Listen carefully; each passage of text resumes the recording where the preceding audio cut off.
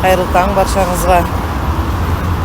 Мына мемлекет жәрдемақыларды жөндеп, халқының жағдайын жақсартама десе, біздің мемлекет қана шығар.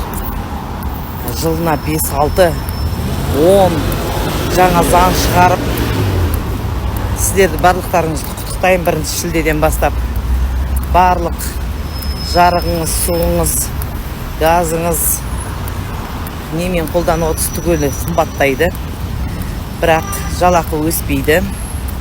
Онымен қатар қазір шығарып алып қабылдайын деп жатқан заңдарын естідіңіздер ма? Енді бәрін қойып, біздің мемлекет балаларға көшті. Енді балаларға беретін жәрдемақыда күнкөріс деңгейінен төмен болу керек. Сонда ғана жәрдемақы төленеді. Егер сіздің атыңызда үй болса, атыңызда жер болса, атыңызда машина болса, сіздің жағдайыңыз жақсы деген сөз. Сондықтан сіздің балаңыз мемлекеттен ешқандай жәрдемақы алмайды деген сөз. Енді біздің мемлекет бәрімен алысып болды. Енді өзінің елдің болашағының балалардың ақшасына түсті. Зейнеткерлерді қойды, мүгедектерді қойды, аналарды қойды, кәсіпкерлерді қойды. Енді балаларға ауыз салғаннан кейін болды емес па бұл? Қандай мемлекетпіз біз? Дамып кеткен елдің өзінде үйі жоқ, күйі жоқ адамдарға жәрдемақы төленеді. Бізде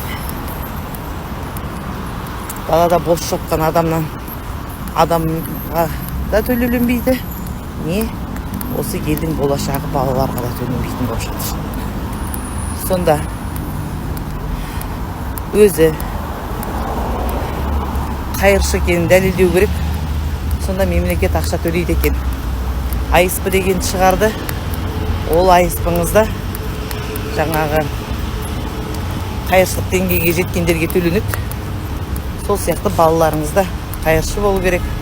Онан басқа 12 жастан жұмыс істей алады деген шығарып жатыр. Сонда біздің балалардың бәрі сауатсыз болу керек. Жастайынан жұмыс жасау керек. Сонда біз қандай елміз өзі? Қайда бара жатырмыз? Сонда біз олар не істесе де үндемей өстіп отыра беруіміз керек пе? Білмеймін. Бұның соңы неге апарады? Аналарды ашындырмаңыздар.